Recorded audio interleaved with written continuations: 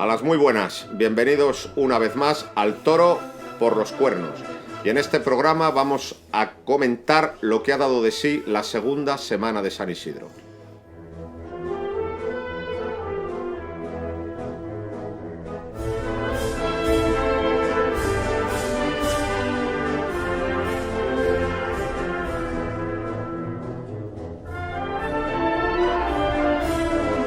A las muy buenas, bienvenidos al Toro por los Cuernos. Y ahora vamos a comentar lo que ha dado de sí la segunda semana de San Isidro. Tenemos con nosotros a Víctor Pérez. Después del debut triunfal y apoteósico de la semana pasada, que a todo el mundo ha encantado, pues nada, te has ganado la repetición. Muchas gracias. Ya sabes que nosotros los toreros de segunda fila siempre... Esto es como antiguamente, que te repiten de domingo a domingo, cuando la temporada no estaba programada desde el mes de marzo. Esperemos que hoy tampoco quedemos bien para poder seguir repitiendo. Perfecto. Y como ven ustedes, estamos en la librería Rodríguez, en el Paseo Marqués de Zafra 31, donde ustedes pueden adquirir todos los libros taurinos que se han publicado y también pueden adquirir maravillas como la que tenemos detrás. El cartel de la Feria de Santander del año 32, donde hay nombres tan sonoros y tan importantes en la historia del toreo como Félix Rodríguez, Domingo Ortega, Manolo Bienvenida, Marcial Lalanda, Victoriano de la Serna. Pues el cartel es maravilloso. Y además el cartel es de Carlos Ruano Llopis. Y el libro que les voy a recomendar... El primer libro que les voy a recomendar es precisamente de Ruano Llopis. Es, vamos a ver, se lo enseño, Mi Tauromaquia. Es un libro pues de dibujos de Ruano Llopis y es una auténtica maravilla porque Ruano Llopis es el antes y el después en el cartelismo taurino. Igual que Gregorio Corrochano, del que luego hablaré también, es el antes y después de la crítica taurina, Ruano Llopis es el antes y después del cartel de toros. Ruano Llopis, con estas composiciones, creó escuela y durante muchísimos años toda la gente que pintaba carteles de toros lo pintaba siguiendo la estela de don Carlos Ruano Llopis. Tiene un montón de seguidores, tanto en España como en México. Por ejemplo, en México, pues Pancho Flores o Antonio Navarrete, y en España, pues desde Martí Font, Croms Extrem, Santos Saavedra, tiene muchísimos seguidores porque fue un antes y un después. Los carteles de Ruano Llopis invitan a ir a la corrida, mientras que los carteles actuales no se sabe muy bien a qué te invitan. Si a una fiesta en Ibiza, a una fiesta de coca en Ibiza o a una concentración del PACMA. No se sabe muy bien a qué invitan los carteles de toros actuales. Pues evidentemente los carteles de don Carlos Ruano Llopis, que por cierto fue el primer apoderado que tuvo Félix Rodríguez, pues los carteles de Ruano Llopis son una auténtica maravilla, son una referencia en la historia del toreo y por lo tanto yo creo que este libro pues es un auténtico tesoro. ¿Y qué primer libro nos recomiendas, Víctor? Pues yo me voy a una tauromaquia. En realidad es la tercera tauromaquia, porque Pepeillo, que se hace la primera, que es de 1791, creo. Sí. Después hace una segunda tauromaquia más comprensible, menos liosa y enmarañada, que es la de 1801. El año que le mató el toro. No sé si es 1 o 2, pero sí. Es a principios de... Sí, que es mucho. Y después la tercera gran tauromaquia, y para mí, si quieres, la más legible, la que se puede leer mejor, la que podemos entender mejor, es la de Montes. Enséñala a la cámara. Ya el toreo había evolucionado. Con Montes evolucionan muchas cosas, desde el traje de torear, la montera y el tipo, la forma de torear. Cuidado, evolucionan, pero no tiene nada que ver con el toreo actual. Y creo que leer la tauromaquia de Montes es necesario para cualquier nuevo aficionado o aficionado, y además la podemos encontrar desde las carísimas primeras ediciones hasta a precio muy barato y muy asequible para todo el mundo. Pero dicen que en realidad Paquiro la inspiró o la dictó, sí, porque la escribió Santos López Pelegrín Abenamar. Sí, Abenamar es digamos uno de los primeros grandes escritores de crónicas taurinas. La crónica taurina de aquel tiempo siempre era muy curiosa, porque siempre estaba ligada a lo político. Siempre los liberales y conservadores siempre metían permanentes pullas, y algunas son auténticos rollos. O sea, yo la de Perogrullo, las crónicas de Perogrullo tienen 3/4 partes de política y 1/4 parte de lo que fue la corrida. Es verdad. También hay dudas, porque también se dice que un médico se llama Rancés. Fue el auténtico escritor y no Santos Peregrino. Bueno, no lo sé. No lo sé. De todas formas, merece la pena leer. Muy bien. Pues yo voy a presentar otro libro que creo que es fundamental. Es ¿Qué es torear?, de Gregorio Corrochano. Esta es la última edición que ha hecho Bellaterra, que es preciosa además, pero también tienen ediciones pues más caras y más antiguas. Gregorio Corrochano, ¿en qué es torear? Bueno, en realidad este libro tiene dos partes. Tiene la introducción a la tauromaquia de Joselito y la introducción a la tauromaquia de Domingo Ortega. Y además dos partes escritas en distintas épocas. Primero salió la de Joselito y luego se completó con la de Domingo Ortega. La de Domingo Ortega es más lírica, más poética, más destinada a agradar al amigo, porque Gregorio Corrochano era íntimo de Domingo Ortega, los dos toledanos.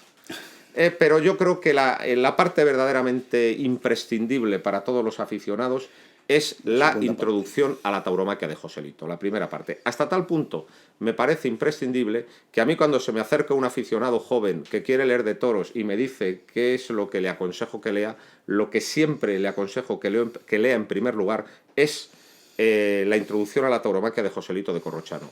¿Por qué considero esta tauromaquia de Joselito tan importante? Porque Corrochano, describiendo el toreo de Joselito, lo que hace es pues explicar cómo se debe lidiar un toro. Y digamos que los fundamentos de la lidia no han cambiado tanto. Quizá pues ha cambiado lo que es la estética o la técnica, sobre todo de la faena de muleta, pero lo que es la lidia en su conjunto y en sus 3/3, pues sigue siendo tal y como la planteó Joselito. Joselito fue el rey de los toreros, quizá fue el mejor torero de la historia, y desde luego Corrochano cuenta aquí muy bien la grandeza de Joselito y cómo se debe lidiar un toro. También en este libro se ve que Corrochano debía algo a Joselito. Sí. Corrochano fue el gran publicista o el gran exaltador de Joselito hasta el año 17.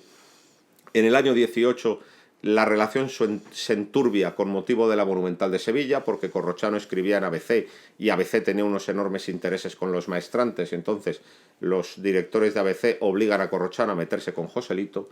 Luego hay un acuerdo, luego hay una paz entre Corrochano y Joselito. Esa paz lleva a Joselito a torear en Talavera de la Reina y el toro Bailaor le mata. Que era de la familia, concretamente de Exacto. Corrochano. Era de su tía Venancia. La viuda de Ortega era la tía de Corrochano. Y quienes montaban la corrida eran los primos hermanos de Corrochano. Total, que Joselito muere el 16 de mayo de 1920 en Talavera, y Corrochano siempre tuvo ese pesar. Siempre tuvo en el alma pues ese peso de toda su pelea con Joselito, por motivos que verdaderamente estaban muy por encima de él, pues por los intereses del periódico en el que escribía. Y luego también tuvo el pesar de que para satisfacerle a él, Joselito pues murió en una plaza que regentaba la familia de Corrochano y con toros de la familia de Corrochano. Entonces tenía ese pesar, y yo creo que ese pesar se concreta en un libro absolutamente maravilloso, en un libro imprescindible y en un libro que desde luego debe estar en la biblioteca de todos los buenos aficionados, porque Corrochano es el primer crítico moderno y también ha hecho escuela.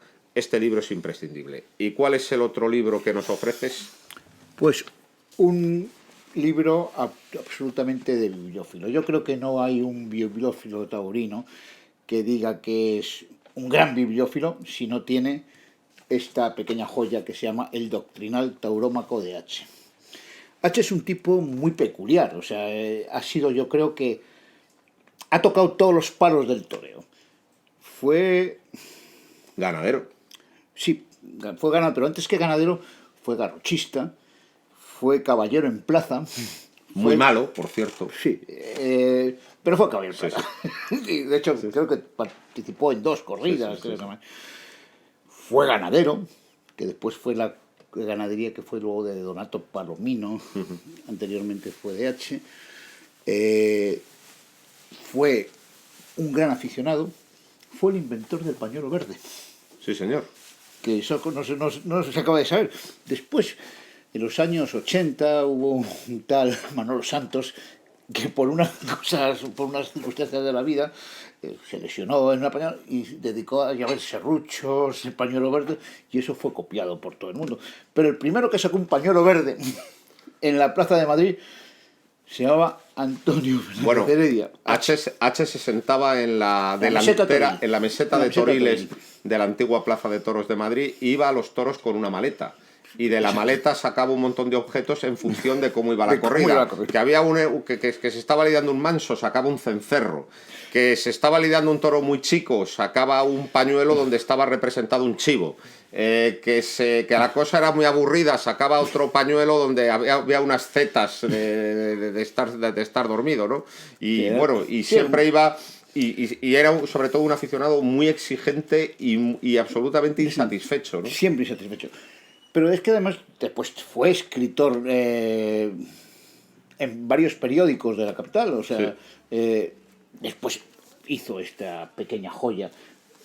Enseña la primera hoja. Aquí está, que es muy bonita.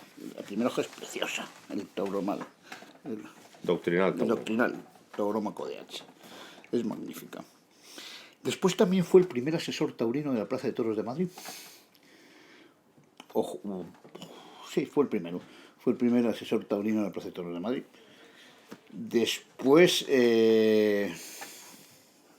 bueno, yo creo que fue todo dentro del mundo del toreo. Tocó todos los palos, unas con mayor aciertos que Maestro otros. de esgrima también, fuera de la plaza. Fuera de la plaza. Oye, que le venía muy bien, porque como se estaba metiendo todo el mundo, pues era muy bueno saber tirar de florete, por si acaso. Hizo el primer proyecto de reglamento de la Plaza de Toros de Bilbao. Sí. Una cosa muy interesante. Sí. O sea, de 1905, creo. El primer reglamento de la Plaza de Toros de Bilbao está escrito, encargado por los aficionados o la gente de la Plaza de Bilbao, que lo hiciera H, y lo hizo, y es un reglamento muy curioso. Sí. Muy extraño y muy difícil de conseguir. En resumidas cuentas, el H es un libro indispensable para cualquier verdadero aficionado, más que aficionado, bibliófilo, porque no es un libro barato, está claro. Y luego además está muy interesante porque se van a dar cuenta todos los aficionados. Jaquetón. La fotografía de seguramente el toro más bravo. Enséñalo. El toro más bravo. Del cura Solís. Lidiado en 1887. Por Currito, el hijo de Cúchares, que estuvo desastroso y que fue un toro indultado. Después de recibir, creo que 8 varas. Sí. Pero no pudo seguir a los cabestros. 9 balas y 8 caballos muertos. No pudo seguir porque una coz le dejó inútil para la lidia y murió ante la locura del público. Seguramente es el último gran toro de la época antigua. Después ya hay otros toros. Pero lo que tiene muy curioso el libro, es que quien lo lea se va a enterar de las muchísimas corruptelas que había en la suerte de varas cuando no había peto. Exactamente. Desde los caballos, que eran absolutamente inadecuados, auténticos esqueletos. Pero esqueletos andantes. Y claro, toda la corrupción que había, pues para convencer a veterinarios de aprobarlos, para luego convencer a los picadores que se subieran en ellos, había que pagarles. Todo el mundo untaba porque, como tú sabes, estaban las 3. Sí. Número de varas, número de derribos, número de caballos muertos. 12, 7, 4. Bueno, entonces, los caballos eran unos auténticos esqueletos y, claro, nunca cumplían el reglamento. Entonces, los veterinarios los aprobaban de aquella manera para no suspender la corrida. Luego los picadores se negaban a subirse en ellos y había que subvencionarlos para que se subieran. O sea, todo era un desastre. Y luego, otra gran corrupción que había y que sale mucho en el libro son las pullas. Claro. Porque, claro, los picadores siempre intentaban una pulla que les defendiera un poco y que hiciera más daño, ¿no? Y entonces H todos los lunes después de la corrida escribía al señor gobernador civil quejándose de todos estos atropellos, y el señor gobernador civil de Madrid estaba hasta las narices de H, porque en cuanto llegaba a su despacho lo primero que se encontraba era la carta de 7 folios de H contando todas las irregularidades que había habido en la corrida. Fíjate, H también tiene la virtud de entender por dónde iba la cosa, por dónde iba la tauromaquia, quiero decir la tauromaquia. Y ahí el toro, en una famosa corrida concurso, que hubo el premio entre dos toros, no me acuerdo. El de Gamito, concurso de Gamito. Gamito no fue el mejor toro en el tercio de varas. No, fue uno de Guadalés. Fue uno de Guadalés, exactamente. Es que es un lujo, con la memoria que tiene. Fue un toro de Guadalés. Pero Gamito fue el toro más completo en todos los tercios. Defendió el premio a Gamito por ese mismo hecho. Sí, no es el toro mejor en varas, no ha sido, pero fue el mejor toro en todos los tercios. Empezó a intuir, como aficionado en aquel tiempo, que el toro era algo más que la suerte de varas, donde se quedaban ahí la suerte de muletas. Seguía siendo preparación para la muerte del toro.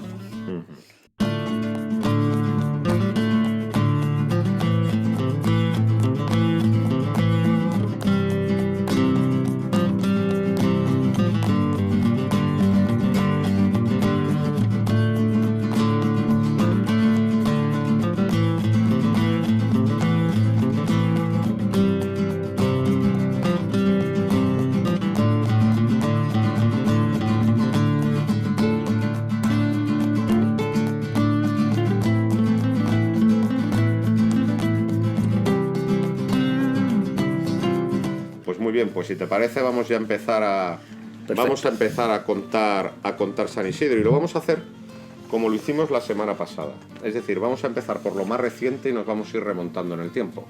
Entonces, lo más reciente es lo que ha tenido lugar esta tarde. Una corrida de José Escolar que a mí personalmente me ha gustado mucho y me ha resultado de un gran interés. Una corrida que ha mantenido el interés toda la tarde. Creo que ha habido un gran toro, que ha sido el quinto, un toro muy bravo y muy encastado. Y de lo que me lamento es de un viento pues que ha condicionado para mal la lidia durante toda la tarde, y no hemos podido ver en toda su dimensión a unos toros bravos y encastados y de un juego variado pero siempre interesante. Yo destacaría 3 toros, fundamentalmente. El tercero, el quinto y el sexto. El sexto era un toro que es curioso. El más noble de todos. Pero humillado de salida. O sea, No, pocas veces he visto un toro tan humillado. Es un toro un poco descompensado de pitones, tal vez. Era más pobre cada vez que sus hermanos, igual que el quinto era un toro muy agresivo de cabeza, si quieres, descompensaba con el resto de sus hermanos por lo agresivo. Aunque había ciertas diferencias, pero a mí me pareció una corrida bien presentada en general, con muchos toros muy en el tipo albaserrada y con algunos toques, como sabes que la ganadería tiene toques santacolomeños. Y yo creo que, independientemente de que es verdad que el viento nos ha medio chafado la corrida, también es verdad que yo salvo a Robleño, pero Ángel Sánchez yo creo que está por debajo de esos 2 toros. Bueno, yo creo que Robleño no se ha confiado con su primero. La primera tal vez era el más complicado. Era un toro muy listo y desde luego pues exigía una firmeza que era imposible con el viento que estaba haciendo. Y luego el cuarto ha sido un toro noble, un toro que ha dejado estar muy abrigado en las tablas del tendido 4, pues Robleño ha conseguido pues hacerle una faena torera, ha dejado una serie de naturales y otra de derechazos, una estocada desprendida, petición insuficiente, y yo creo que ha dado una vuelta al ruedo que ha dejado satisfecho a todo el mundo. Y yo creo que Robleño pues sigue siendo un torero de buen oficio, un torero de buena clase y que se le ve a gusto, que agrada. Se le ve a gusto. Hay toros que le ves a gusto y dices, bueno, está Robleño, pues bueno, si hay suerte, si todos los conocimientos, la corrida de Valdellán, por ejemplo, recuerdo. Ese día estuvo fenomenal. Estuvo sensacional. Ese día estuvo fenomenal. Es un torero que yo creo que ha cuajado en un torero clásico y es un torero pues agradable, ¿no? Yo creo que Gómez del Pilar ha tenido el toro más exigente de la corrida, el toro quinto, un toro muy bravo, ¿eh? Sí. Un toro muy encastado que se ha comido el caballo y un toro que me hubiera encantado ver sin viento, porque yo creo que hubiera roto hacia adelante y hubiera sido un toro de bandera. Lo que pasa es que le ha molestado mucho el aire a Gómez del Pilar y además ha estado muy fuera, porque yo creo que uno de los aciertos de Robleño es que se ha metido muy dentro, porque era el único sitio donde la muleta no era una bandera, ¿no? Sí. Entonces yo creo que Gómez del Pilar ha estado muy fuera con los dos toros. Y entonces, pues es que ha estado muy a merced de ellos. Y fíjate que sí que bastante ha hecho con...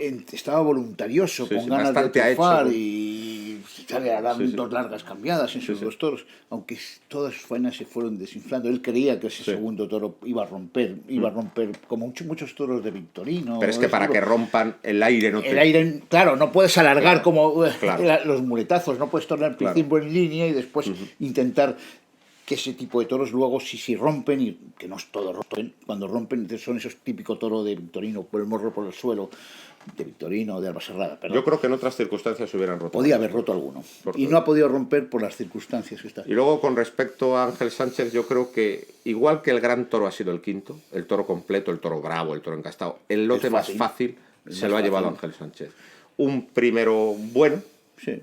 Y un sexto con un poquito de poca fuerza, pero con mucha clase y muy pronto. El más Santa Coloma de todos. Sí. Y bueno, es decir, vamos a disculparle en el primero porque ha soplado mucho aire, pero en el sexto, que ya no soplaba tanto aire, hay que estar mucho mejor. Y más un torero tan necesitado como está. Sí. Y más un torero que sabe torear, porque yo le recuerdo a Ángel Sánchez la faena del novillo. Fue excepcional. Sí. Nos sorprendió a todos los aficionados. Sí. Este chico tiene. Y ha sido un venirse abajo por no sé por qué circunstancias. O si las sé, tampoco quiero comentarlas. Y luego, además, es que, bueno, es decir, un torero que ha toreado tan poco, a lo mejor no le vamos a pedir una técnica perfecta, ni un muletazo exquisito, sí, pero más eso, disposición. Pero es que a veces ha faltado en el sexto disposición. Sí, estoy de acuerdo contigo. Y quienes hoy han estado bien han sido las cuadrillas. A mí me parece tanto que la cuadrilla de Ángel Sánchez, bueno, la cuadrilla de Ángel Sánchez en los dos. Iván García. Y la cuadrilla y la cuadrilla de Gómez del Pilar ha estado bastante patosa en el primero, pero luego ha estado muy bien en el otro. Sí, sobre todo no sé ahora mismo qué peones. En banderillas han puesto un peón arriesgado, se lo ha jugado y no ha estado nada patoso. Sí, o sea que yo creo que las cuadrillas han estado hoy bastante bien. Y bueno, a Fernando Sánchez a veces se adorna en exceso. Lo vende demasiado. Se adorna en exceso. Y a veces se le aplaude cosas que en otras circunstancias no debería aplaudirse. Pero también es verdad que tiene un garbo torero muy significativo. Y no es mal puntillero. Ha habido un gran par de banderillas de Raúl Ruiz. Y luego creo que Iván García ha hecho una brega. Y la brega ha sido sensacional. La brega probablemente la mejor brega de la feria. No sé si será la mejor, porque a mí con el tiempo cada vez se me olvidan más las bregas anteriores, pero sí de las bregas buenas que yo he visto y que recuerdo. Y vamos a ver, porque yo creo que el conjunto de la corrida ha sido muy interesante, el nivel de bravura muy bueno. Yo creo que está por encima. Fíjate, el año pasado, si te acuerdas, esta ha sido mejor que la del año pasado. Pero fue muy suavona. Exacto. Y mientras esta ha tenido más picantillo. Sí. Ha sido un aficionado, después de la corrida de hoy, a pesar de los inconvenientes que ha tenido no se ha podido aburrir y ha salido pues con cierta satisfacción. Bueno, hoy hemos visto una corrida de toros. Sí, y es la verdad, hemos visto una corrida de toros. Desde momento, pues el tramo Albaserrada de la feria ha empezado muy bien. Vamos a ver mañana qué hacen los victorinos en su centenario. Confío, sí. Y Adolfo con Rocarrey, ¿no? Vamos a ver. Y hablando también de toros cárdenos, pues hay que hablar de los novillos de la quinta del lunes. A mí me resultó una novillada... A mí creo que hubo novillos aptos para el triunfo. Sí. Por poner un pero a la novillada, que fueron muy escandalosos en el caballo. Mucho genio en el caballo, muchos cabezazos, muchas coces. Por cierto, los picadores estuvieron muy desafortunados. Pero luego en la muleta hubo un lote muy bueno, que fue el lote de El Galo. El Galo, que es un torero muy malo. El lote del Galo, que fue un lote muy bueno, y luego hubo algún novillo con el que se podía haber estado mejor. Y claro, yo que soy un gran admirador de mis tiempos infantiles de Asterix y Obelix, pues claro, cuando veo a este galo no está al nivel. No, y además es que ayer salió un toro, el segundo de la tarde, qué toro más bonito. Bueno, qué novillo más Qué bonito. bonita novillada. Qué bonitos eran todos, pero ese todos. segundo era una preciosidad. Y el era tercero un era una pintura, toda la novillada. Una novillada fue que una era belleza. preciosa. Porque es que preciosa. el toro de Buendía es muy bonito. Es porque precioso. ya, o sea, Santa Coloma es un término demasiado amplio. Hay que hablar del toro de Buendía, porque Sí, es sí, una ya lo hemos hablado, creación lo de tengo que Joaquín decir. Buendía Peña. Que es un Totalmente. grandioso ganadero. Totalmente. Y es un toro precioso. Pero luego, pues hubo... Cursa de poco millar, o sea, no, igual que el Albaserrada, Sí, primo hermano, sí, sí. es un toro que cuando humilla con el morro por los suelos. Santa Coloma siempre se queda un poco a medio altura. Fíjate que no, Pero también es verdad, no todos, o sea, también eso, el que humilla. Eso vamos a ver, en los tiempos de Camino no era así. Cuando Camino mataba la corrida No, de yo Santa digo en las Coloma en todas las últimas ferias, épocas, o sea. es cuando en los años 80 se sube de volumen Santa Coloma para poder ir a todas las ferias importantes y tal, y entonces aquella virtud de humillar siempre se pierde. Y es verdad que normalmente todo lo de Buendía en estos últimos tiempos, cuando sosea, embiste a media altura. Y se pudo ver bien, por ejemplo, en el novillo del Galo, que fue un novillo muy fácil. Fácil por pronto, y porque iba siempre que se le llamaba, y además se desplazaba, pero siempre con un poquito a media altura y siempre salía de las suertes un poco despistado. Siempre, o sea, no es ese toro como hemos visto el quinto de hoy, que se come permanentemente, no te dejas, siempre dejan estar pero vamos, bien.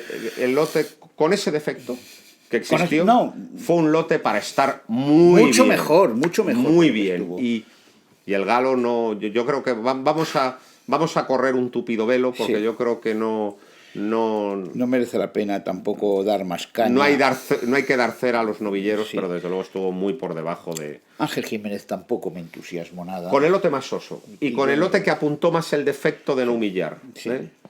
Tiene un cierto buen aire, pero todo despegadísimo, ¿no? Eso les falta, exactamente. Si es que yo acabas de ver lo que vi, o sea, no se metió los toros, o sea, siempre los torea, cabe siempre otro novillo entre el novillero y él, con un buen aire. Sí, pero no emociona ni llega. ¿No? Y así es complicado. Y luego el tercer novillero fue Francisco de Manuel. Francisco de Manuel es un novillero que siempre que ha ido a Madrid ha cortado una oreja, menos ayer. Sí. Y yo creo que estuvo muy animoso desde el punto de vista de que hizo todos los quites y quiso intervenir siempre, pero yo creo que planteó mal las faenas de muleta, porque el lote de Francisco de Manuel sí que humilló, pero tenía la tendencia, que es muy del encaste, de quedarse muy por debajo, quizá por la poca fuerza. Y entonces Francisco de Manuel intentaba echárselo muy hacia adentro y hacía que el toro se le quedara debajo, tuviera que reponer el terreno, tuviera que perder 1000 pasos. El toro de Santa Coloma, y lo hemos visto mucho en los expertos del encaste como Paco Camino o como Julio Robles, es de llevar muy en línea. Porque ya se mete el solo. Sobre todo si encima te lo metes tú... Es que a veces, y eso peca mucho a algunos aficionados de Madrid, queremos que desde la primera serie tú te vayas al toro y te lo metas hacia adentro. Cuando el toro hay que hacerlo, seguramente lo más inteligente, lo más importante es que tú hagas el toro, que después ya cuando el toro esté asentado, ya podrás hacer lo que el toro te pide y lo que tú puedas hacerle. Y yo creo que es verdad que a lo mejor no entendió cuáles eran las características de ese tipo de toros. Sobre todo y fíjate que no es mal, dio algunas verónicas lucidas, o sea, porque es un torero que a veces, bueno, estéticamente tampoco es el... Tiene que limar la estética. Estéticamente no es el... Podría torear mejor y ser mucho más bonito estéticamente de lo que es. Pero bueno, ahí está. Pero yo sobre todo eso, si los hubiera llevado más en línea y dándoles más sitio, pues a lo mejor... A lo mejor hubiera el toro durado un poquito más al principio y roto un poco mejor al final, que es de lo que se trata el toro. El toro tiene que ir en progresión. Pero sí que es cierto que tuvo una disposición que los otros no. Desde luego es el que tuvo más disposición de los tres. Eso es. Bueno, a lo mejor el Galo tuvo disposición a poner banderillas, pero bueno, no digo nada. Bueno, Mejor corramos un tupidos tupido pelos velo, un tupido con velo, respecto a ello. Sábado, corrida de Pedraza de Yeltes, y corrida que a mí me resultó sorprendente por su presentación, porque Pedraza siempre trae un corridón descomunal. Y salió esta menos vez no. descomunal, sí. Y esta vez no, yo creo que quisieron escoger una corrida mejor hecha, una corrida menos despampanante, menos grande, para ver si así embestían más. Pero no embestió y mucho más. Fue una corrida que tuvo buen estilo, es decir, no manseó en el caballo, una corrida que quiso embestir a la muleta, pero le faltó fondo. Es decir, la característica de la corrida de Pedraza es la poca fuerza. Sí, y además... No se cayeron escandalosamente, pero luego no tuvieron la fuerza para seguir hasta el final los engaños y aguantar una faena de muleta. Y ahí yo veo, por ejemplo, Chacón estuvo digno con sus toros, pero Juan Leal yo creo que se metió enseguida entre los pitones del toro y es de alguna toreo. forma es su toreo, pero eso a lo mejor es posible que alguno de sus toros hubiera funcionado mejor y hubiera vestido mejor, se le hubiera dado más sitio, si no los hubiera ahogado tanto a los toros. Yo creo que es muy valiente. Yo ya le he visto pegarse varios arrimones, por ejemplo un arrimón con otra de Pedraza en Madrid y dos arrimones con dos de Miura en Bilbao. Es muy valiente, pero sí que es cierto que tiene que plantear las lidias de otra manera. ¿Por qué? Porque es que termina con los toros. Es que él solo acaba con ellos en una serie de tan cerca como se pone. Y ahí... Eso hay que guardarlo para un poco después. Para estos toros nobles de poca fuerza. Eso, o sea, la construcción de la faena hay que construirla poco a poco, y hay veces, hay toreros que parece que no saben construir la faena ese poco a poco y que tenga cierta durabilidad. Ahora, estuvo valentísimo, ¿eh? Sí, estuvo valiente. Y cambió una oreja por una cornada, ¿eh? Y sí, eso es cuando un torero... Eso es lo primero que tiene que tener un torero. Cuando sale predispuesto... Pues... Yo creo que ahí hay un torero, porque cuando se tiene tanto valor, lo que pasa es que eso que tiene que evolucionar y debe de pensar más en el toreo y corregir ciertas cosas. Y de Javier Cortés yo no tengo nada que hablar. O sea... Hombre, yo creo que Javier Cortés le ha pasado en las dos corridas, o sea, las intenciones son muy buenas, pero los resultados no tanto. Quiere echarse también, quiere dar un muletazo demasiado curvo que el toro de poca raza y poca fuerza no le permite. Entonces, no le aguanta el muletazo, llegan los enganchones. Y luego, con respecto a Octavio Chacón, yo es que le veo que siempre está metido en un tentadero. Y eso también le debe hacerle recapacitar. ¿Por qué? Porque un tentadero es una faena campera donde no está el público. Y una corrida de toros es un espectáculo público donde está el público. Entonces, sí, hay que torear para el toro, pero no tanto. Entonces, ¿qué pasa? Está sobrado, maneja el capote con mucha facilidad, me recuerda a Galloso, con ese capote un tanto plano, pero muy bien manejado. Y luego, en las faenas de muleta, pues pasa mucho al toro, le da todas las facilidades para que pase, para que no se caiga, pero falta rotundidad. No concreta el triunfo, porque en un momento dado, igual que Juan Leal ataca antes de lo debido, llega un momento en que tú puedes hacer que el toro pase sin esfuerzo a las dos primeras series, pero llega un momento en que la faena hay que definirla. Llega un momento en que de verdad hay que bajar la mano y hay que romper al toro, y si el toro ya no puede... Entonces, a mí siempre en Octavio Chacón tengo la sensación, o sea, falta rotundidad, falta ese muletazo por abajo y ligado con otros. Yo también creo que Octavio Chacón es un torero que debemos encasillarle en un tipo de toro. El de la corrida dura. El de la corrida dura. Con una corrida dura es un torero que siempre te va a emocionar, se va a tapar muy bien, incluso puede triunfar. Yo recuerdo la corrida de Montalvo del año pasado. La gran corrida de Montalvo. Que fue una corrida magnífica, pues estuvo por debajo de sus dos toros. Y Javier Cortés ese día también estuvo por debajo. También.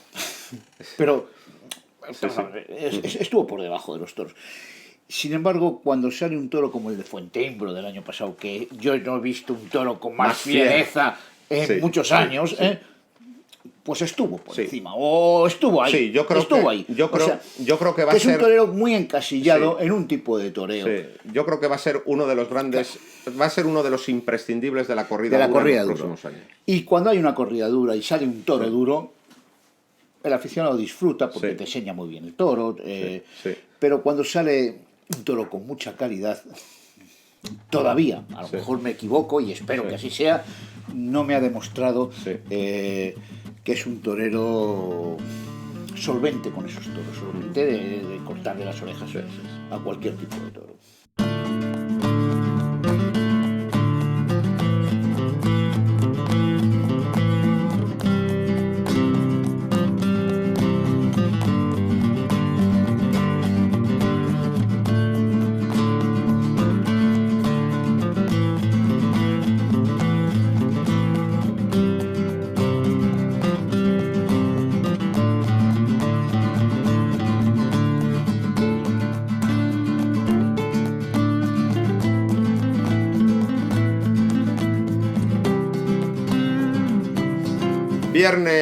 Viernes 24 de mayo y una de las corridas que ha dado más que hablar en la actual Feria de San Isidro.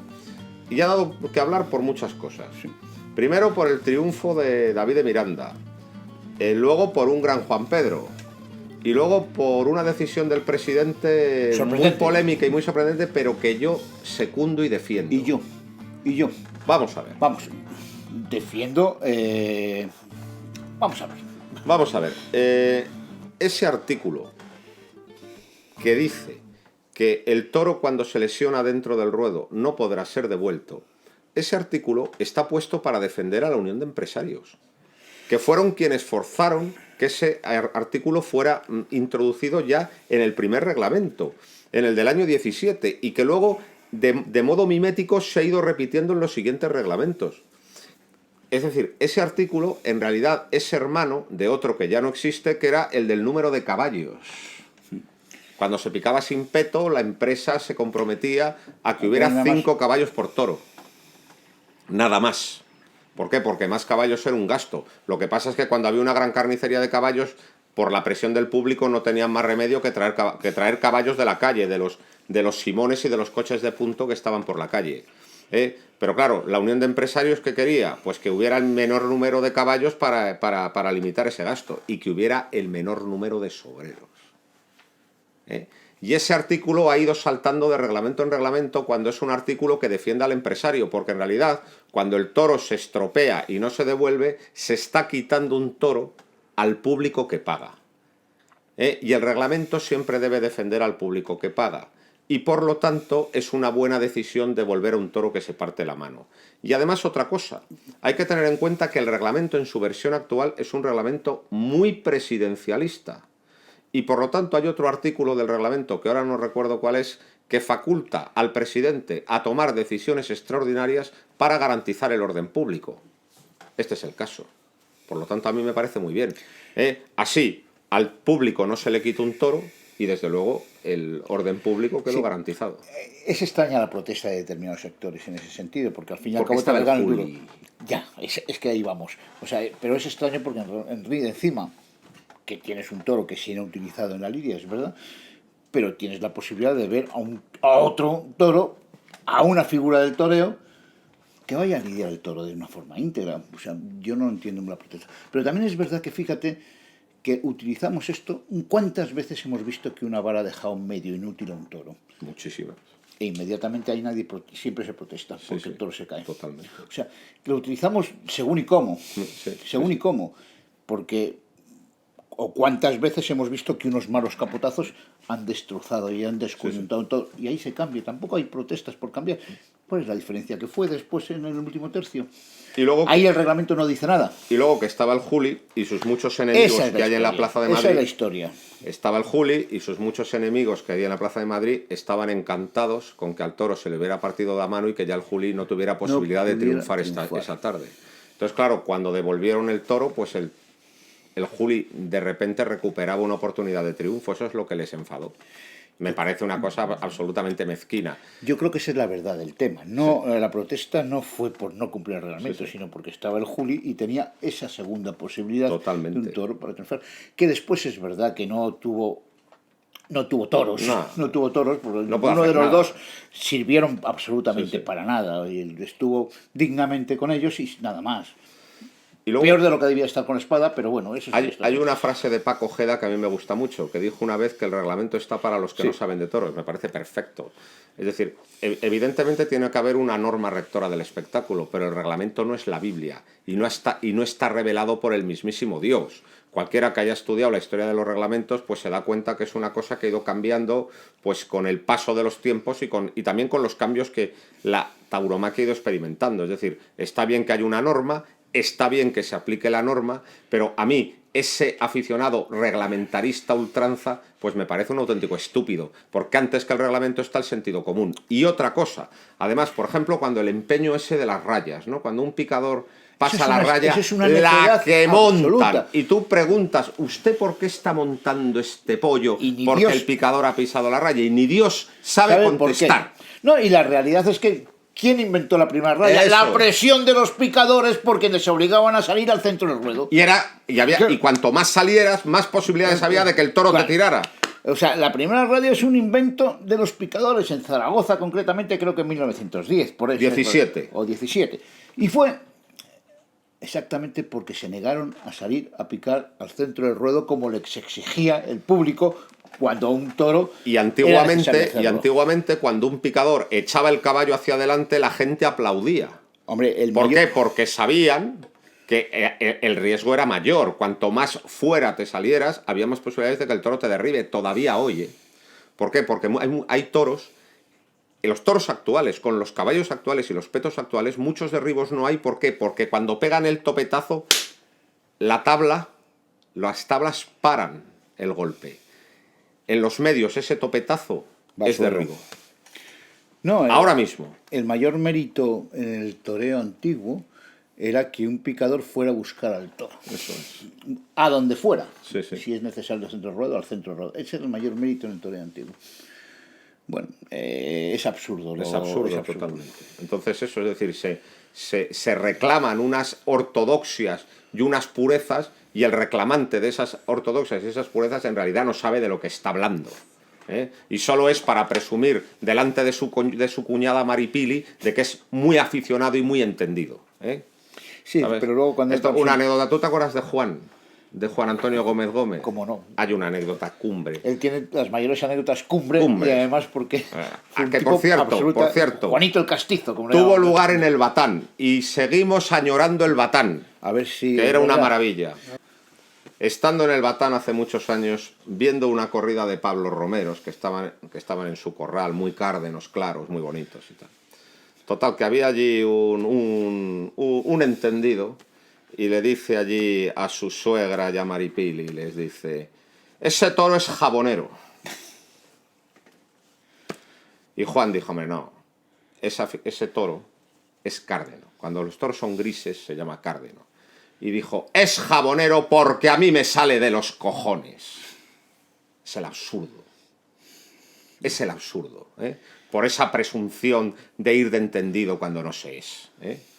Porque también una cosa está clara, es decir, el que va de aficionado sin saber es mucho peor que el público sencillo. Es que fíjate, los antiguos decían muchas cosas, y hay veces los aficionados en el siglo XIX hacían una diferenciación muy seria, muy diferente entre los espectadores, los entendidos, que muchas veces no sabemos si son entendidos porque entienden o entendidos porque están en el entendido. Sí. ¿Entendido?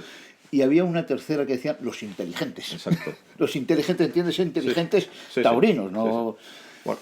Evidentemente hay mucho entendido, pero porque está en el tendido, que no es entendido. Bueno, pues tú te acuerdas que Juan tenía el genio fácil, ¿no? Sí. Entonces, cuando dice es jabonero porque a mí me sale de los cojones, Juan le dijo: cállese, porque usted los únicos cuernos que ha visto es cuando se mira en el espejo.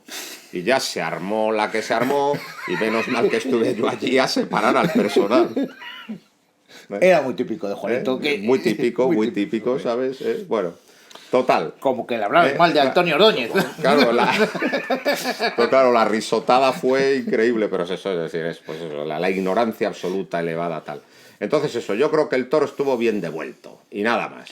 Y luego, ¿qué pasó? Del Juli nada vamos a decir, porque no tuvo lote para hacer absolutamente nada, pero sí que hay que decir algo de Paco Ureña. Paco Ureña fue recibido pues en un ambiente muy cariñoso, tuvo que salir a saludar por el accidente de Albacete.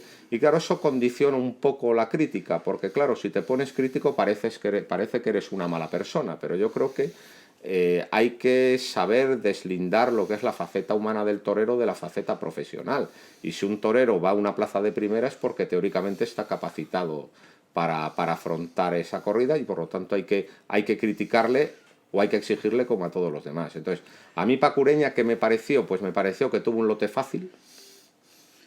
Muy blandito, muy blandito. Más su primero que el quinto. El quinto fue menos blando, que fue un buen toro. Y lo de Paco Ureña fue lo de siempre. Es decir, un muletazo cumbre en cada serie. Sí, dio naturalismo. Un muletazo de cartel, sueltos. pero luego el siguiente enganchado y el siguiente un trayazo. Entonces, es una faena que está llena de altibajos y que está... O sea, tienes la sensación de que está empezando siempre, está recomenzando siempre. Y luego hubo un bajonazo indecoroso y se le dio una oreja absolutamente absurda, porque a cualquier otro torero con esa faena, con tantos altibajos y con ese bajonazo no le hubieran dado la oreja. Oye, Paco Ureña le admiramos mucho, pero lo que es evidente es que eso, logra el muletazo aislado, pero muchas veces no consigue redondear una faena. Hombre, hay otro torero que también, y no quiero decir, López Simón también gana orejas a veces que son incomprensibles, pero bueno. Pero por otro camino, ¿no? Por otro camino, pero también incomprensibles en la Plaza de Madrid. Sí. No, yo vi a Paco Ureña, a lo mejor tal vez por el sentimiento del ojo y por esas cosas, le vi que a lo mejor un poco más derecho que otras veces, de días magníficos naturales, porque dio 3 o 4 naturales magníficos, muy buenos. Es verdad que fue también muchos enganchados, y también le faltó rotundidad en las dos faenas, eso sí es verdad. Sí. Y bueno, y el bajonazo es el bajonazo. O sea, no mató bien. Sí. También es verdad que Paco Ureña no va a matar bien nada más que por casualidad a partir de ahora. Sí. Eso tenemos que tenerlo claro, porque cuando te falta un ojo, ningún torero que le haya faltado un ojo ha podido matar bien.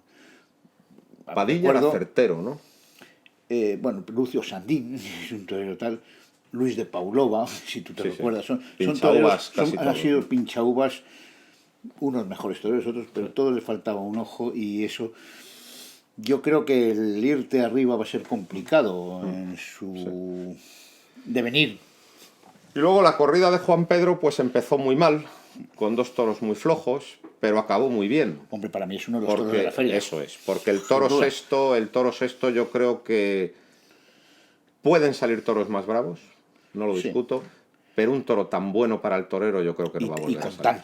Con tantos cojones, vamos, o sea... Pero fue perfecto. El toro era un toro magnífico. Normalmente hay un equilibrio muy difícil de alcanzar. Normalmente el toro muy agresivo pues es un toro que agobia en la repetición de la embestida, que es muy difícil templar aquello. Y al revés, el toro de gran clase normalmente tiende a soso y a pararse un poquito entre el muletazo y el muletazo. No, este era perfecto. Este se venía al toque, iba hasta el final, repetía con el otro toque, era perfecto. Sí. Desde luego yo es de los mejores toros que he visto de Juan Pedro. Además, el mejor toro que he visto de Juan Pedro con 600 y pico kilos. Y además era un tío, porque hubo tíos en la corrida. El Colorado de Paco Ureña también era otro tío. No, la corrida estaba, de lo más grandecito que yo he visto en mi vida de Juan Pedro Domecq. Muy seria. Un tanto desigual, pero muy seria. Fíjate cómo fue el primero también de serio. Y tal, entonces a mí el toro me pareció ya, o sea, la verdad es que le vi muy pronto, porque le vi ya meter la cabeza en el capote muy bien. En el caballo fue alegre, luego no se quedó debajo. No fue el toro más bravo que vamos a ver. No se quedó debajo, pero fue alegre, y en la muleta fue extraordinario. Y este premio gordo de la lotería le cayó a David de Miranda, que confirmaba la alternativa y que era un torero totalmente desconocido para la mayoría de los espectadores, ¿no? Sí, un torero con una historia muy triste, También, ¿no? O sea, sí, porque también con una lesión tuvo una en cornada Toro tremenda Zamora, en Toro y una lesión de lesión cervicales en Toro que Zamora. estuvo a punto de quedarse Bueno, pues parapléjico. yo creo que lo que verdaderamente sorprendió en David de Miranda fue lo cerca que se los pasó. Sí, y lo firme que estuvo con el Toro, estuvo muy firme. Sobre todo o sea, lo que sorprendió fue la valentía, y claro, el valor siempre ha sido un activo en el toreo. Es decir, a los toreros valientes pues siempre se los ha admirado y siempre han triunfado toda la vida. Pero yo creo que el gran activo de la faena fue el valor y lo cerca que se le pasó, pero yo creo también, sinceramente, que estuvo por debajo de la calidad del toro. Claro, sí, lo que pasa es que estamos en la misma historia. Siempre te cuesta mucho decir estas palabras que ante un torero con todo el bagaje de desgracias que ha tenido, que llega a Madrid, que tiene un torazo como es el torazo, que evidentemente pone todo lo que sabe y puede, que evidentemente se lo pasa muy cerca y que hace una faena de mucha transmisión, muy emocionante, pero después los aficionados cuando analizan las cosas dicen, joder, es que lo bien que podía haber estado. Sobre todo yo, cuando arrastraban las mulillas a aquel gran toro, pensé, este toro se ha ido con una faena dentro. O sea, mientras que a la mayoría de los toros actuales se les apura y se les dan más muletazos de los que se debe, este tenía muchos muletazos que no se le dieron. Y luego también, es decir, series... Y bajó con la mano izquierda. Sí, y series cortas, ¿no? Es decir, era un toro a lo mejor de... También es exigente, la exigencia del toro también... Series, o sea, era un toro de 5 y 6 naturales y la faena... De romperlo. La faena era de 3 y el de pecho, ¿no? También eso. Y luego una cierta tendencia también a estar en la oreja a veces, ¿no? A ligar como se liga ahora, haciendo la noria en la oreja. Como yo digo, el toreo elíptico. Exacto. O sea, con dos focos y cambiando de foco de uno a otro. Lo que verdaderamente... A mí el toreo que verdaderamente me gusta es el de enganchar y soltar. Y otra vez volver a enganchar. Y si hay que dar un pasito, se da un pasito. Sí. Para estar colocado y darle el sitio. Porque tampoco tú ligas, no pasa nada si tú das un pequeño pasito para poderte... En la rectitud, no cruzado, porque el toreo cruzado es un recurso. El toreo tiene que estar en la rectitud. Eso es. En la rectitud, no en la oreja. No, en la rectitud. Claro. El ligero toque que tú haces con esa... Entonces, el éxito fue muy emotivo. La prueba es que nadie protestó la oreja, ni siquiera los más duros del 7. Hubo una gran estocada, el toro estuvo muy bien estoqueado, se pidieron las dos orejas, pero yo creo que obedecieron a la emotividad y al valor, más que a la calidad estética de la faena. No, y hasta la sorpresa también de este chico. Y de la novedad. La novedad, o sea, de repente viene un chico que no conocía absolutamente a nadie y es lo novedoso de que se queda muy quieto, se lo pasa cerca, está valiente, es emotivo ese final de faena. Yo creo que también, es decir, las manoletinas del final también fueron emotivas. Por eso digo que el estoconazo, al torazo. Sí. Pues, bueno, eso ha pasado siempre. Es decir, esos triunfos emocionales siempre han pasado en la historia del toreo. Y es toreo. lo normal. Pero vamos a ver también cómo evoluciona cuando vuelva a Madrid, a ver cómo transcurren las cosas, ¿no? A ver si es capaz de sostener el cartel. Y vamos a ver también si el público... Porque también Madrid es muy dada... Es una plaza muy puñetera. Madrid es muy dada a levantar y luego a hundir. Madrid es muy dada a dejarse llevar por la sorpresa, pero luego a empezar a apretar las tuercas de un modo inmisericorde. Entonces vamos a ver cómo reacciona la plaza ante este mismo torero en las distintas ocasiones que venga en el futuro y con distintos toros. Madrid fue así con Guerrita, Madrid fue así con Joselito y con Belmonte, y Madrid sigue siendo así con todos los toreros. Yo no me estaba acordando de toreros de tan ilustre prosapia, yo me estaba acordando del Califa, por ejemplo. Ahora, ¿no? Que tuvo éxitos muy fuertes, cogía desde muy largo, con toros muy repetidores de Dolores Aguirre, pues... pero que luego no fue capaz, ¿no? de mantener ese mismo nivel de emoción, ¿no? Incluso, fíjate, Madrid, incluso hasta con corridas... Interesante, hay toreros que se les ha machacado. A César Rincón. Sí, claro. César Rincón sorprendió 5 salidas por la puerta grande. Después viene con un toro que fue extraordinario como Bastonito y el público esperando. y protestando a Bastonito por chico y a él porque no podía. Y después... Es que es que es la Plaza de Madrid, muy cuidado, la Plaza de Madrid. Cuidado cuando al público de Madrid se le acostumbra el ojo. Es decir, Claro. cuando ya un torero, por bueno que sea, no genera expectación y entonces empiezan a apretar tuercas. ¿Eso sabes quién lo hacía de maravilla? O sea, ¿quién conocía muy bien la psicología del público de Madrid? Martín Arranz. Si tú te das cuenta, cuando Sí. Martín Arranz apoderaba a Joselito, Hay que venir... el año que Joselito obtenía un triunfo gordo, al año siguiente no venía. venía. ¿Para qué? Para tenerle en la nevera y que la gente no se acostumbrara a la presencia de Joselito. Y cuando Joselito volvía, era en unas circunstancias de mucho deseo por verle, en un ambiente muy propicio, en un ambiente muy favorable. Eso lo medía de maravilla Martín Arranz. En cambio, César Rincón venía siempre. Y le acabaron tratando con muchísima dureza. Con una dureza para mí inusitada en un momento determinado, porque siempre daba todo lo que tenía. E incluso hizo faenas para mí muy sobresalientes. Ya te digo, Bastonito fue un ejemplo de pundonor que cualquier otro torero Desde luego. hubiera limpiado las moscas y ahí te quedas. Desde luego. De todas maneras, yo creo que David de Miranda es un torero muy valiente. A los toreros muy valientes hay que respetarlos. Siempre, y hay que esperar y hay que esperarlos y vamos a ver cómo evoluciona. Y desde luego, pues está claro que esta clase de toreros son muy necesarios. Los toreros emotivos son tan necesarios como los toreros de arte y por lo tanto, pues oye, pues nos alegramos por su triunfo y esperamos que lo repita, ¿no? Si te parece, de Jandilla no vamos a decir apenas nada, porque fue una corrida muy decepcionante, muy descastada. Se estrellaron los buenos deseos tanto de Castella como de Emilio de Justo como del confirmante Ángel Tellez, que estuvieron muy voluntariosos, con una corrida que no merece la pena ni hablar de la más aburrida del serial, pero sí que tenemos sin duda que hacer un comentario detallado de la corrida del miércoles, porque en ella salió por la puerta grande Roca Rey.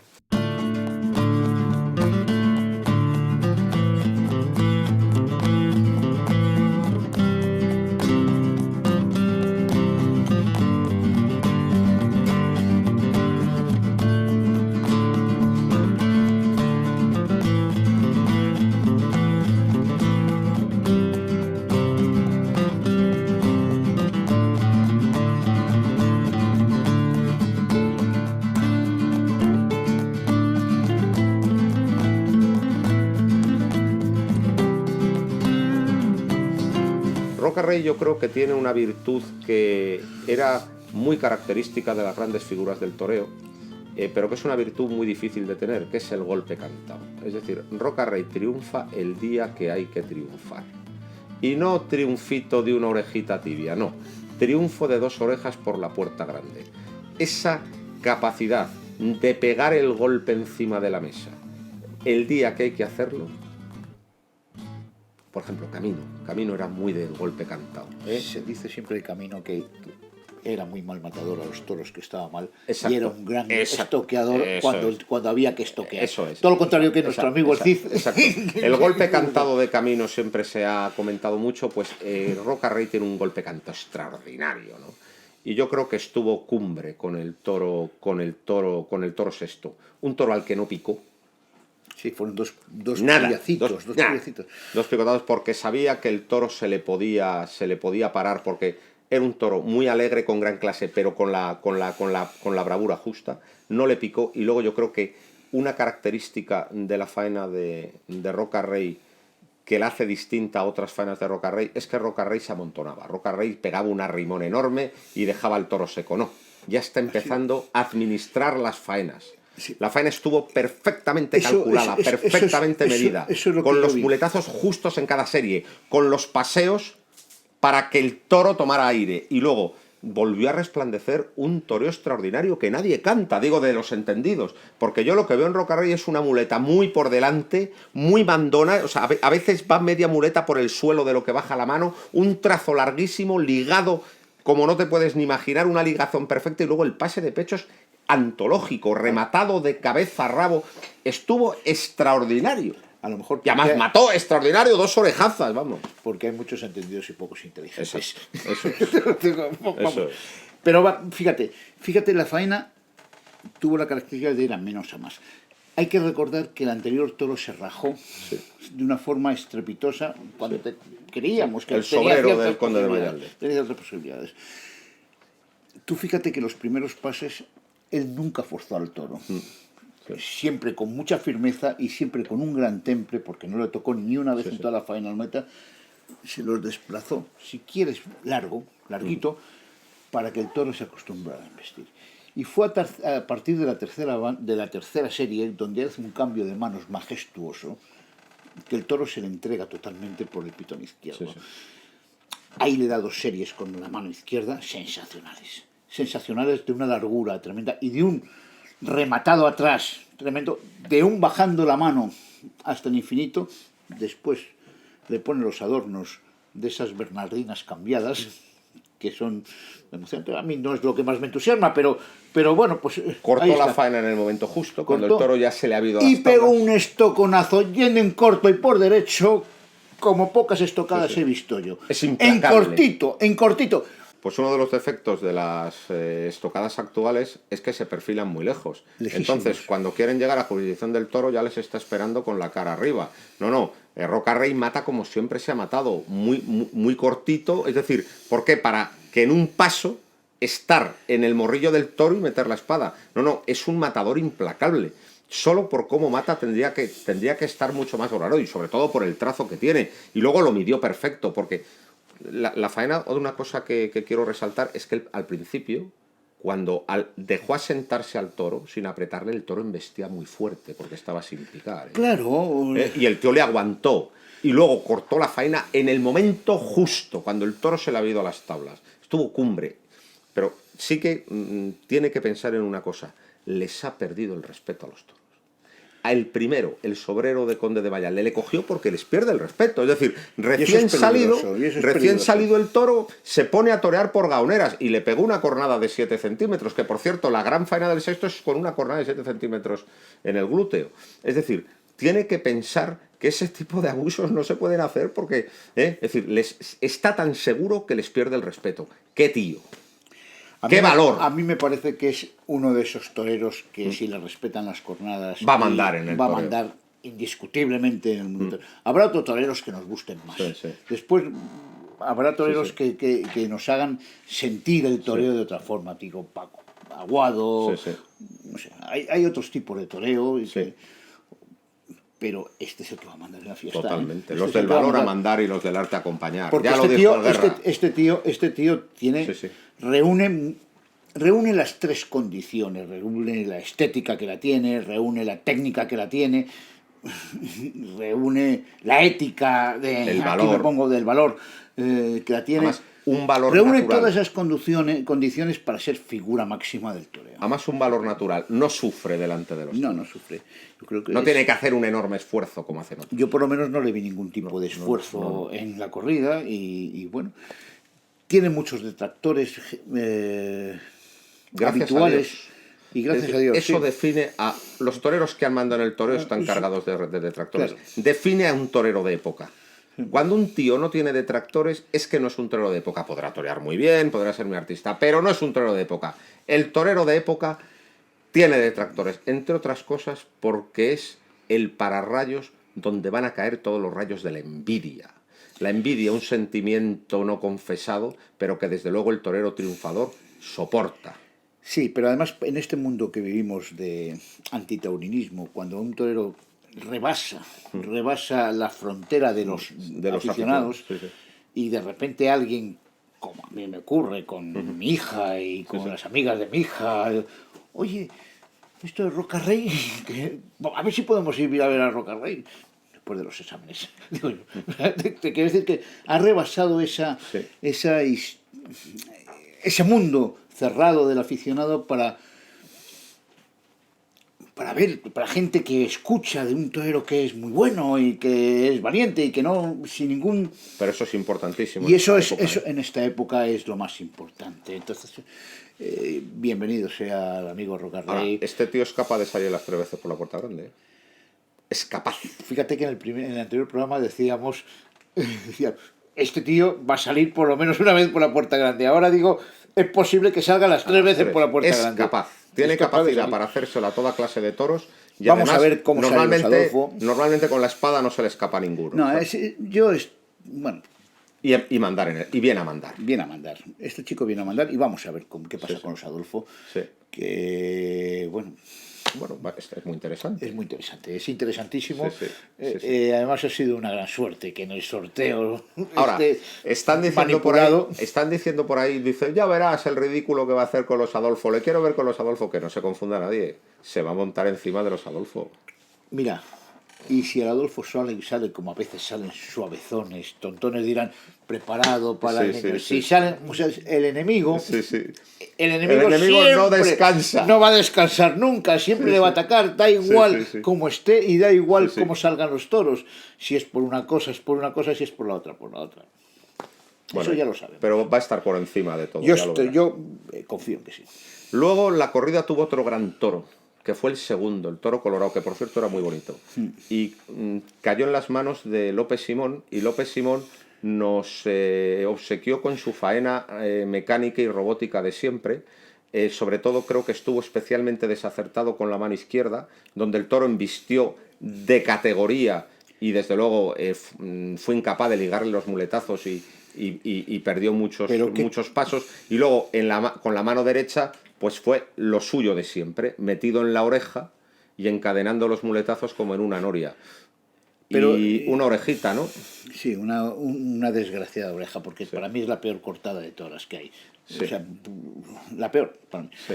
Y además es que yo ya no puedo con López Simón. Ya no puedo con López Simón, lo tengo que decir. O sea, que me perdone. O sea, a lo mejor si cambia de torear, yo cambiaré mi opinión.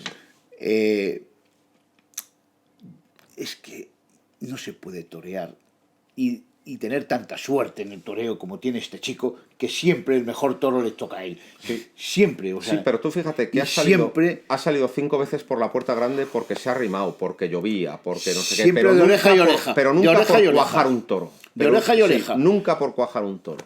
O porque ha llovido o porque ha recibido la cornada. Sí. De las 5, 2 o 3 son por revolcones o cornada. Y las otras 2 por circunstancias muy especiales, con toros muy especiales, y siempre oreja y oreja. Yo creo que 2 orejas no. Sí, alguna vez ha cortado. 2 orejas en Madrid. Sí, me parece que, por ejemplo, a un grandioso toro de Cubillo Jabonero porque estaba lloviendo. Tiene que haber circunstancias muy extrañas. Si no, yo no sé. Yo me lo. No tiene que plantearse nada. Si corta orejas así y el público se las da y la gente va a ver a López Simón, pues bienvenido sea. O sea, que la gente venga a verle. Pero son toreros que a mí personalmente me aburren mucho. Y luego se despedía el Cid. El Cid tuvo un lote muy pastueño, excesivamente demasiado pastueño, muy suave, muy tal. Y él estuvo bien. Pues dio sus muletazos. Está claro que no está. Vamos a ver. Creo que tuvo el lote perfecto para un torero que ya pues no está en la lucha, ¿no? Estuvo elegante, dio sus muletazos, un lote demasiado soso pero que le dejó estar, y yo creo que incluso si se anda fino con la espada hasta podía haber cortado una oreja. Y la gente le trató con cariño, en honor a un grandioso historial, incluso un grandioso historial que diría más. Yo creo que con la cantidad de toreros absolutamente impresentables que tiene San Isidro, y que algunos torean 2 veces y nadie se explica cómo, incluso se le podía haber dado una segunda tarde en una feria de 34 días. Pues sí, ¿qué quieres? Yo tengo mucho cariño por el Cid. A mí me ha hecho pasármelo muy bien en las muchas tardes que he ido a ver, y muy mal por haber perdido tantas puertas grandes con la espada. Qué gran torero y qué torpes con la espada. Gran torero, pero eso es el Cid. La verdad es que la despedida del Cid se vio totalmente arrollada por el triunfo. Claro, o sea, es que al final lo que todos hablamos, para bien y para mal, es que hay un torero que se llama Rocarrey. Sí, totalmente. Y que desde luego ha venido en un momento absolutamente necesario. Perfecto. Absolutamente necesario para que venga. Es necesario ahora mismo un torero masivo que llene las plazas. Tal y como lo llena. La fiesta de los toros. Y este lo va a ser. Y además lo que ofrece es de mucha calidad. Ofrece las dos cosas. Que ofrecen mucha calidad y mucho predisposición del Sí. público a asustarse Sí, sí, con sí. ese toreo que hace. Importantísimo O también. sea, porque no solamente, no es el torero que asusta, es el torero que asusta y que torea. Sí. Y cuando tienes esa Sí, sí. doble tecla, Pero que luego los torea más bien que la mar. Y Claro. encima se los pasa muy cerca, ¿eh? Pero No, muy cerca. no estoy hablando ahora de las pedresinas No, y no, de, estoy y de hablando las al natural, espaldinas, no. al natural. Al natural se los pasa, muy cerca. muy cerca, ¿eh? Por lo tanto, nos parece un gran torero. y ahí coincidimos totalmente. tú y yo. Pues nada, yo creo que ya hemos hecho un repaso bastante exhaustivo de la segunda semana de San Isidro. Ya no les molestamos más hasta la semana que viene. Y nada, pues la semana que viene les esperamos en Al Toro por los Cuernos. Y muchas gracias otra vez por habernos acompañado. Y desde luego yo creo que como te has ganado la repetición, pues hasta la próxima semana, Víctor. Yo como torero de mediados de siglo intentaré estar bien para volver a ganar otra repetición. Y bueno, pues el próximo programa también será en la librería Rodríguez, en Paseo Marqués de Zafra 31, donde pueden encontrar auténticas joyas como este cartel de toros y todos los libros que ha generado la literatura taurina. Muchas gracias y sigan viendo Al Toro por los Cuernos.